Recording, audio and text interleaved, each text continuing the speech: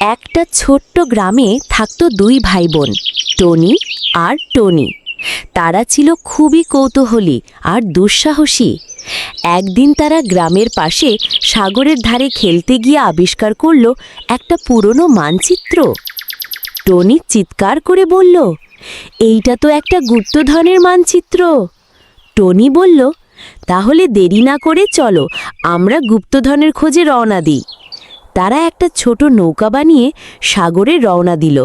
মাঝ সমুদ্রে ঝড় এলো, কিন্তু টনি হাল ছাড়ল না, আর টনি সাহসের সঙ্গে দিশা দেখালো।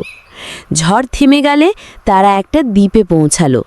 দ্বীপটা রহস্যময়, কাঁটা ঝোপে ঘেরা, গুহা ভর্তি, আর কোথাও কোথাও সোনালি আলো ঝলকাচ্ছে।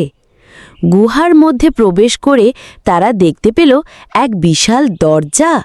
দরজার গায়ে লেখা, সাহস যাদের, পুরস্কার তাদের। টনি ধীরে ধীরে দরজা খুলে দিল। ভেতরে ছিল সোনা, রূপা, রত্ন আর অনেক পুরনো সামুদ্রিক জিনিস, তলোয়ার, পুরনো মানচিত্র, এমনকি একটা রাজকীয় মুকুট। তারা কিছু রত্ন আর বই নিয়ে নৌকায় ফিরে এলো।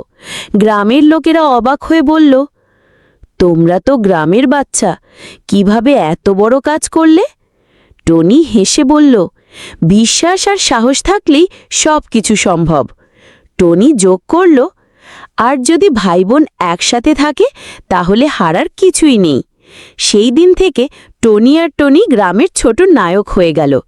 সবাই তাদের গল্প শোনে আর অনুপ্রেরণা পায়।